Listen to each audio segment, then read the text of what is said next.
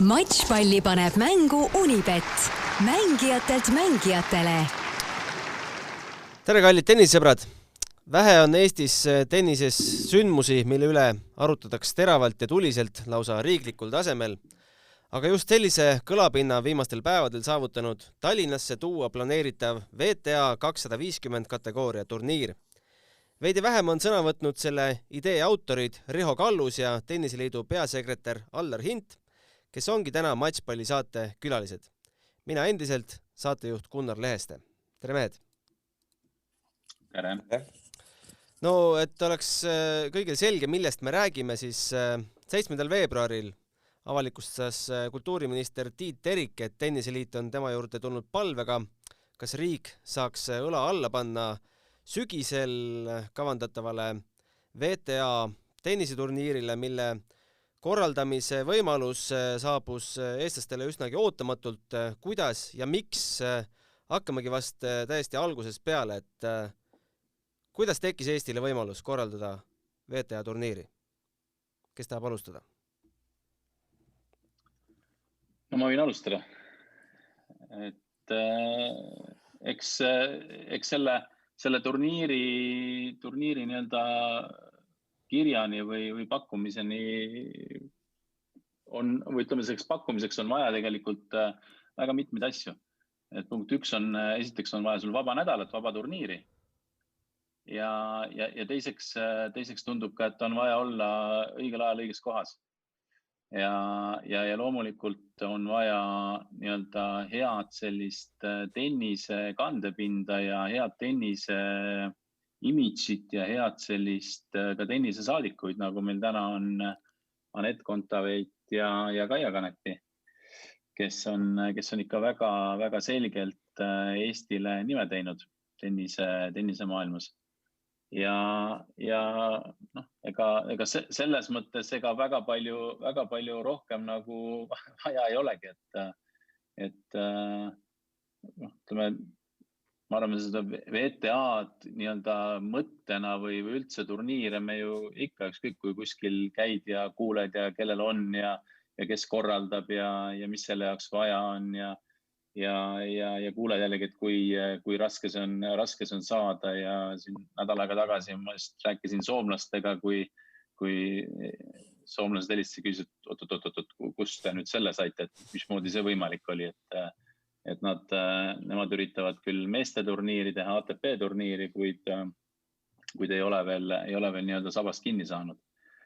Et see ongi väga selliste mitmete asjade tegelik kokkulangemine ja ma isegi selles kontekstis nagu imestan, et või olin üllatunud, et see niivõrd ühest küljest keeruline on ja teisest küljest, et me täna selline õll nagu on sülle kukkunud, et oleks väga kahju, kui me sellest kinni ei võtaks. Millal need asjad kiiremalt liikuma hakkasid? Millal saite VTA-s sellise sõnumi, et siin on tähtaeg, sellised on tingimused, öelge ei või jah? No sisuliselt, kui see kiri saabus, et see oli võib-olla paar päeva enne, kui me telefoni teel või Zoomi kaudu suhtlesime nendega ja eks nendepoolne surve oli see, et Octagoniga me suhtlesime ja Octagon nii-öelda turniiri omanikuna või litsentsi omanikuna pani nagu väga selged nii-öelda prioriteedid selles kontekstis, et Eesti võiks olla nii-öelda korraldajamaa ja meil oleks nii-öelda võimaluse prioriteet. Ühest küljest, teisest küljest ka see, et neil on ka teisi soovijaid, kellega nad läbi räägivad, ja kuna nii-öelda käesoleva aasta juba käib ja turniirinädal on vaba, et siis tuleb väga kiiresti otsustada, et ka nende huvi on see nädal lukku lüüa, mitte jääda ka ütleme VTA ees sellisesse lolli olukorda, kus neil ei ole korraldajat. Saad sa avaldada, mis see siis rahaliselt täpselt tähendab? Mis palju see litsents maksab?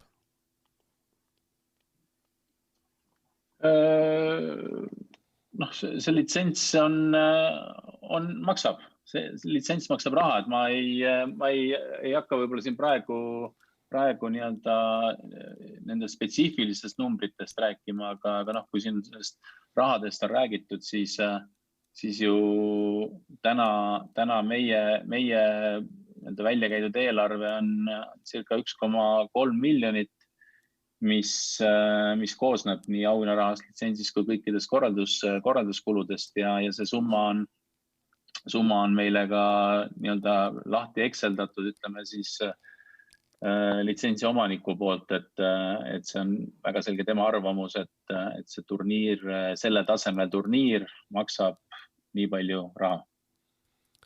Ja tähtaeg, millal te peate ütlema lõpliku sõna? Täna me oleme natukene saanud ajapikendust, et muidu oli see homme, aga nüüd on järgmine teisipäev. Milline on olnud viimastel päevadel suhtlus poliitikutega? Kui palju nad tunnevad huvi, mis on teie huvid, teie tingimused või peale selle kirja pole rohkem mingit suhtlust väga olnud? Ei, ühel teisel moel me oleme kindlasti suhelnud ja pigem mõtleks, et see kogu turniiri korralduse pool on ikkagi saanud positiivse vastukaja, et võib-olla see eelhommikune kiri või blogipostitus oli nagu esimene selline negatiivne märk selle turniiri osas. Aga igalt poolt mujalt on ikkagi üdini positiivne olnud, et mis on hea meel. Ühest küljest alati tuuakse välja ju jällegi meie tüdrukud, kes on tuuri peal, kes esinevad väga hästi, on nii-öelda telepildis ja Eesti rahva südames. Ja selle juurde ka veel nii-öelda turniir ise, et milline sündmus see on. Jah, siin võib öelda, et ta on mingi, ma ei tea, VTA 250, et ta ei ole 500 või 1000 või ta ei ole Grand Slam või mis iganes. Ei ole küll jah, et ta on VTA 250. Aga sellel turniiril mängivad ka punkt 1 väga head mängijad.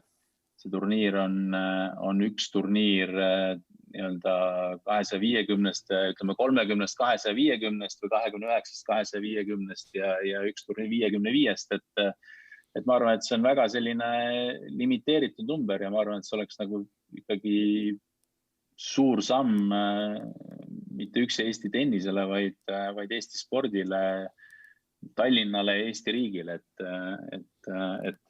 ütleme oma jalake sinna ukse vahele saada. No sellest, mida see tähendab Eesti tennisele ja üldse Eesti riigile, seletas täna pikalt ja laialt Maret Tani, aga Allar, kui sa veel oma sõnadega lisaksid siia midagi, et millise märgi me ikkagi maailma tennisemaastikul sellega maha paneks?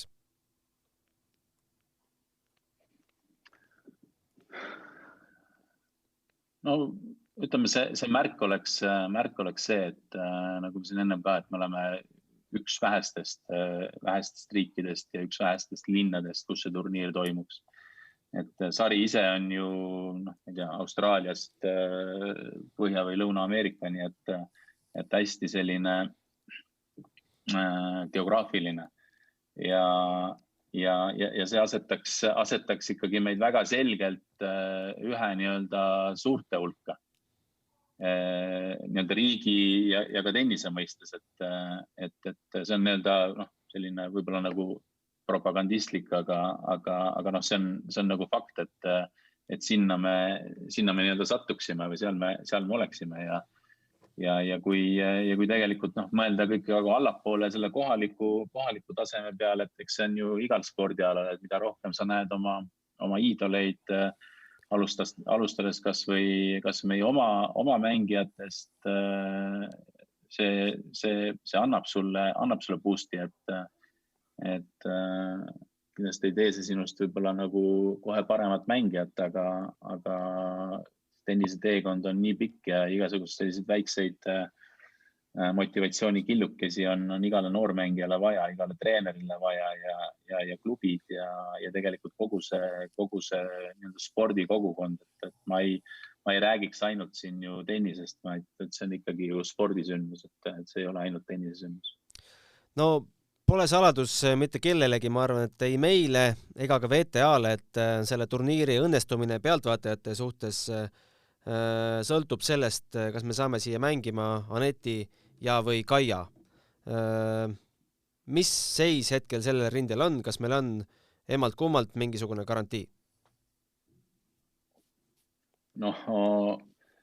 Kui sa nagu küsid, kas meil on mingisugune garantii või garantiikiri, siis ma arvan, seda me ei saagi.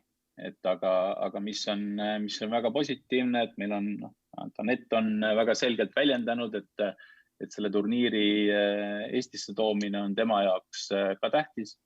Ja loomulikult, kui siin on räägitud mingitest nädalate kattuvusest ja erinevate turniiride kattuvusest, siis me teeme täna kõik selleks, et kui see turniir või ütleme turniiri rahastus on olemas, siis see turniiri nädal on selline, mis sobib ühe, teise ja kolmanda meie mängijaga, et see on kindlasti prioriteet, et ilma nendeta, nagu sa ütled ka, ei ole see turniir see, mis ta peaks olema.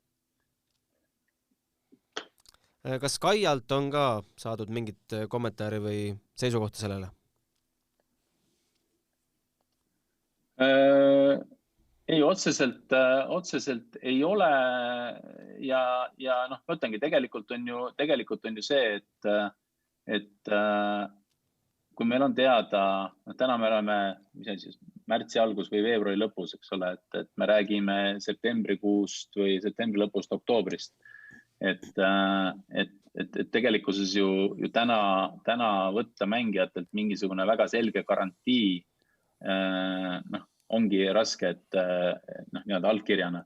Aga ma loodan väga ja ma ütleme Kaiat ka ju vaates, kuidas ta on osalenud meie nii-öelda madalama taseme turniiridel, siis ega ma ei tahaks uskuda, et talle ei meeldi kodus mängida, või ta ei tahaks seda teha, et kui ta vähegi on tervise juures ja mängib tennist veel, siis ma loodan väga, et ta on ka olemas.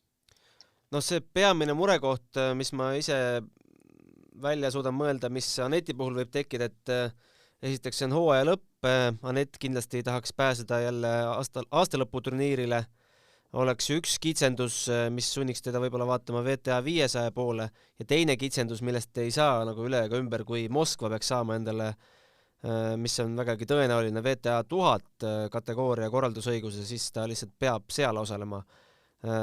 Mis sa nende murekohtade kohta ütled? Kõik mured on lahendatavad.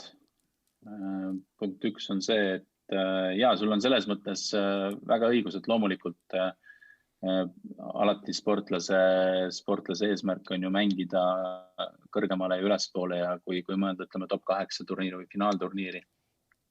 Ja kui tuleb valik teha nii-öelda viimasel hetkel, kas mängida madalamat või kõrgemat, siis on väga suur tõenäosus, et sportlane valiks selle kõrgema variandi, kui on punktid mängus ja mängus on koht 8 tugevam hulgas. Aga nagu ma ütlesin, et ja sama vastus tegelikult selle Moskva koha pealt, et meil ei ole täna nädalat paigas. Ma arvan, ka kalendri mõistes oleks ilmselge lollus ka VTA poolt, kui 2 turniiri nii-öelda suhteliselt lähedal asuvas regioonis on samal nädalal. Ja ma ütleme nii, et sellisel juhul ei ole meil ka pointi seda nädalat vastu võtta või seda turniiri vastu võtta, et kui me selles VTA kokkuleppele ei jõua, kui samal nädal on VTA 1000, siis loomulikult Anett on kohustatud mängima seal, jah. Aga sellisel juhul me ei tee seda turniiri ka sel nädalal. Laseme siia ma arvan, et see ikkagi eesmärk on ta mängima saada siia. Laseme siia kiire reklaami vahele ja siis räägime edasi. Suuremate ja väiksemate võistluste matšpalle vaata Unibet TV-s, kus sind ootab aastas ligimale 100 000 tasuta otseülekannet. Unibet, mängijatelt mängijatele. Riho, sa oled siin peaaegu 15 minutit juba pealt kuulanud meie juttu. Kuidas sina seda avalikku diskussiooni hetkel vaatad ja kommenteerid, mis lahti on läinud? isegi see avalik diskussioon ja see selleks, et minu jaoks just täpselt seesama asi, mida Allar ütles, et see unikaalne aken, mis on meie jaoks tekkinud, see on uskumatu ja tegelikult, kui vaadata seda tennise tuuri ja üleüldse, kuivõrd unikaalne on iseenesest kogu see tennise globaalne tuur ja võib-olla ka see WTA 250 turniirist on räägitud siin kui väikesest turniirist. Kogu lääne regioonis ei ole sellist turniiri. Me räägime siin suured riigid, kes on meie naaberriigid, Rootsid, Soomed. Lähim turniir ongi seesama Peterburi turniir Venemaal, eks ju, kus on Peterburi turniir ja Moskva turniir. Võib-olla me järgmised riigid, mis siin lähedal on Poola või Saksamaa juba, et see on väga-väga suur asi ja see, et seda meile pakutakse täna, see on ikka meeletu au ja me oleme selle üle ikka väga-väga õnnelikud, ja mis on just nagu, mis teeb selle asja nagu eriti unikaalseks, on ikkagi just täpselt see, et see on niivõrd globaalne ja me võib-olla ei adu isegi seda globaalsust, et kuivõrd üle maailma jõuab see telepilt selliste turniiride puhul, et üks asi on see, mis sa siin koha peal tuleb sul külalisi või publikut, aga seda jälgib ikkagi terve maailm. Küsimus võib-olla mõlemale, et kuidas lätlastel selle WTA turniiriga läks? Me teame, et ühel aastal toimus, aga kas neil ei olnud pikemat lepingut või miks see järjepidevus ei jäänud püsima? No minu andmetel see ei olnud lätlaste turniir üleüldse, vaid see oli tegelikult kas Peterburi turniir, mis selleks aastaks toodi Jurmalasse. See oli ka tegelikult plaanitud ka aasta hiljem Jurmalasse, kuid siis tuli COVID peale ja vist üldse ei toimunud selle hetkel turniire, kui nii-öelda kalendriliselt oli ta plaanis ja sinna ta kahjuks jäi. Aga jah, see ei olnud selles mõttes, et see ongi natuke nagu selline nii-öelda süsteem, mis on, kui kellelgi on litsents, siis omab nii-öelda turniiri, siis ta võib seda turniiri korraldada, kus ta soovib.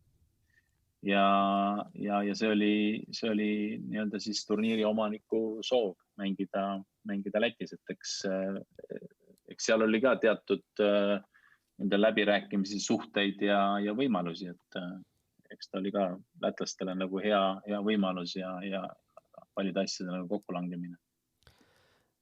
Rääkides turniiri ülesehitusest, siis kõlama on jäänud, et Tondiraba jäähall saaks olema see põhiareen ja kasutusele võetakse ka Tallinki tennisekeskus.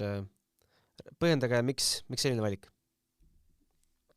No seda konkreetset valikut ju täna veel ei ole, aga mis on, ma arvan, nii-öelda prioriteet või eesmärk on ikkagi saada nii-öelda tüdrukud ja turniir võimalikult suure rahva hulga, et see on lihtsalt üks võimalus on kas siis kombineeritult koos Tallink tennisekeskusega või ainult Tondirabas ikkagi nii-öelda suurte tribüünide ees mängida, aga ma ütlen, kõik need tehnilised küsimused ja kõik on ju veel nii-öelda läbi hekseldamata, et sinnamaani, kus see turniir nagu reaalselt ka toimuda saab, et sinna on veel pikk tee minna. Rääkides veel rahast, siis valitsus täna seda enda istungi päevakavasse ei võtnud seda arutlusele raha eraldamise teemat, aga kui riigilt tõesti ei peaks tulema õlga alla, kas siis jääb asi katki? No suure tõenäosusega küll, jah, et täna eks loomulikult me enne nii-öelda lõpliku vastuse andmist võib-olla kaalume veel muid variante, kuid ütlen, et täna seda eelarvet kokku saada erasektori käest ma ei usu sellesse, et see on natukene liiga riskantne ettevõtmine. Et eks ta ikkagi nii-öelda rahastuse mõttes peab olema kolme omavalitsuse, riigi ja erasektori koostöö, et muidu seda teha on ikkagi natuke liiga palju. No siin on kõlama jäänud väljaütlemised, et tennisehall on ju täis igasugu edukaid ettevõtjaid, et kuidas seda turniiri raha siis nende pealt või nende firmade pealt kokku ei saa? esiteks ma arvan, et täna on meil väga reaalne aeg on, mis paneb piirid. See on üks asi ja teiseks on see, et Eesti tennis on elanud tegelikult ju väga palju eraettevõtjate õlul. Et me oleme neile nagu väga-väga tänulikud, et üleüldse meie noormängijad ja vanemad mängijad ja needsamad võtame Anett Kontaveidi või Kaia Kanepi on täna seal, kus nad on. Ja see on väga suuresti eraettevõtluse tugi. Et ka nii-öelda raskematel aegadel on neid toetatud ja neil on selja taga oldud. Ja seda me ka üks asi me ka ära ei taha seda kaotada ja meil on hea, et see olemas on. Kuid mõeldes ikkagi ka tänase olukorra peale ja mõeldes ka selle eelarve peale, siis minul isiklikult see julgus täna puudub, et öelda, et käime tennisallid läbi ja korjame miljoni kokku, ma arvan, et saab keeruline olema. Aga see 400 000, mis te väidate juba olemas olevat, kas selle kohta on teil veendumuse kindlus, et see tuleb erasektorist? Ütleme suhteliselt, et ma arvan, et sellele on kindlasti selline 60-70% nii-öelda kindlus on juba olemas. Et selles ma ei kahtle. No poliitikutest skeptikud on välja toonud, et nad kardavad, et sellel ei ole piisavalt majanduslikku mõju Eestile. Mis selle kohta öelda? Ma tahtsin siinkohal ühe hea näite tuua. Näiteks on Prantsusmaal on üks selline piirkond nagu Montpellier. On üks vaesemaid piirkondi ja nemad on loonud sellise kuvandi, see on nii kummaline, kui see ka ei ole, et tegelikult see raha, muidu ikka tennis on eliit ja kalli spordiala ja nii ja naa. Montpellieri piirkonnas on tegelikult see raha toodud hoopis läbi põllumajanduse ja kohaliku kogukonna. Ehk siis nad on tegelikult brändinud ära kõik oma selles piirkonnas olevad tooted, on need veinid, juustud, mida iganes seal toodetakse ja see Sous de France'i bränd on tegelikult läbi selle tenniseturniiri, mida nad nagu promovad ja mida väga edukalt promovad. Tegelikult on see üks vaesemaid piirkondi Prantsusmaal, et neid näiteid on veel ja ma ise näen ka täna just tegelikult põgusalt rääkisin ka Rally Estonia korraldaja Urmo Aavaga sellel teemal, et siin on väga palju ristturunduse võimalusi, et kui me räägime siin, et tuleb Tartu kultuuripealinn 2024 või on see Rally Estonia või on see laulupidu või on see ka Estonian Open tennis, et need üritused saavad üksteist läbi oma ürituste väga hästi promoda. Ja kui vaadata ikkagi, kui palju meil neid nii-öelda selliseid saadikuid on või kes seda Eesti identiteeti suuresti kannavad, siis tegelikult meie piigad, Anett ja Kaia kuuluvad ikka absoluutsesse A-kategooriasse. Võib-olla me saame siia panna Arvo Pärdi ja vennad Järvid ja Ott Tänaku ja Kelly Sildaru ja võib-olla mõned nimed veel, aga nad on ikkagi absoluutselt A-kategooria tegelased. Et selles mõttes me ei räägi ainult tenniseturniiri korraldamisest kahtlemata. Olete te muidu uurinud, et oleksime me kõige väiksema rahvaarvuga linn, kes seda turniiri on kunagi korraldanud? Mulle eelmise aasta kava vaadates tundub küll hetkel nii. No jah, just täpselt ma vaatasin ka seda eelmise aasta kava, et tegelikult seal on ikka väga suured linnad ja väga, see sama näide, mis me siin rääkisime, eks ju, Jurmala. Et selliseid võib-olla üksikuid kordi, aga kui me räägime enamus neid turniire, tegelikult ju ei käi ju käest kätte ja neid ei vahetata ja ei müüda ja need on pikkade traditsioonidega väga kaua ühes kohas olnud ja seda ehitatakse üles aastaid, et see, mis ta kunagi sellele regioonile tagasi annab, see on mõõdetav väga pikas perspektiivis, et loomulikult ma kujutan ette, et ka see 3 aastat on tegelikult lühike periood ja kui õnnestuks, siis see turniir võikski ju jääda. Et eesmärk oleks kahtlemata see, sest tulu ja kasu on väga pika perspektiiviga ja see võib-olla kordades kumuleerub. Leidsin ühe väiksema. Parma Itaalias 198 000 elanikku. Ja Parma. 250 turniir. Ja. jah. No võib-olla, mis mulle võib-olla tundub selle VTA siia toomise juures kõige atraktiivsem, millest veel ei ole räägitud, et see tegelikult annab ju meil ka võimaluse mitte ainult Kaiala netil sinna peale pääseda, et me saame ju ka wildcard'e, eks ole? Ja on nii, jah. Et näiteid, meie teised mängijad saavad proovida. Et näiteid, kuidas VTA wildcardiga mängijad on endale sellele lausa karjääri rajanud, on ju tegelikult võtame sama Briti sensatsioon, Raducanu. No loomulikult. See loob ikkagi väga, väga selged sellised võimalused ja tingimused ka järgmistele mängijatele loomulikult. Et mõnel ongi sellist nagu boost'i vaja natukene. Ja noh, millest me ei ole rääkinud, loomulikult kas või see sama näide, kui meil oli Eesti-Läti matš ja meil on ju oma Eesti juurtega tüdruk siin samas lähedal Rootsi esireket, et kahtlemata Ostapenko, Sevastova, Rebecca Petersoni kaasamised, et see ei ole kindlasti ei piirdu Eestiga, et meil on lähiregioonis neid ja kindlasti ka Vene tüdrukud. Et absoluutselt. Ja mis puudutab wildcardi, siis wildcard on eelkõige alati tihtipeale ju võimalus nendel oma mängijatel, kes on võib-olla täna sellest suurest mängust väljas ja kes üritavad sinna suurde mängu jõuda. Täna Eesti mõistes meie kolmas reket Jelena Malõgina, kes on päris korralikult tuuri peal mänginud ja võib-olla ka mõned noored, et sa lood neile võimaluse see samm astuda, et ega see on turniiri korraldaja eelis. Ega neid wildcardi saab ju kuidagi vahetada ka või? Teiste turniiridega? Saab ikka, jah. Kuidas see käib? See on see väga, väga palju see, mida Grand Slamid teevad oma vahel, et kui vaadata tabelit, siis alati igal Grand Slami, Austraalias on turniir, siis sul on kindlasti nii prantslane, inglane kui ka ameeriklane wildcardiga peal ja selline see vahetus toimib seal. Ja ka täpselt samamoodi käib ka ju teiste turniiridega, et kui sul on kellele vahetada ja leiad nii-öelda õige turniiri, kellele pakkuda, see on meie mängijatele, see on ainult nii-öelda võimalus jällegi, mille me läbi turniiri tegelikult loome.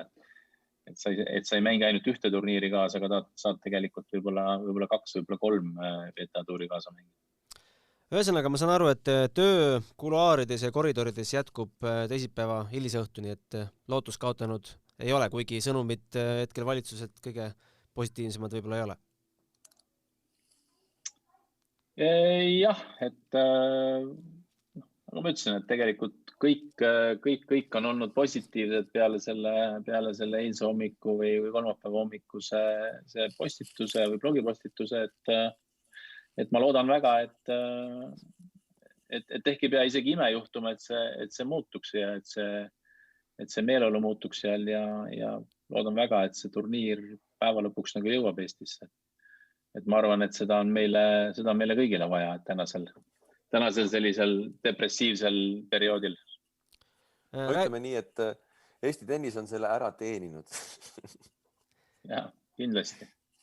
Rääkides veel turniiridest, mis lähiajal Eestis aset leiavad, siis 5.–6. märts on juba Tondi tennisekeskuses Davis Cup. No ausalt öeldes on mul meelest läinud, mis see eksootiline vastane on, kes meil siia tuleb, Allar, tutvusta. Need on Okeaania väikesaared või Okeaania saarestik.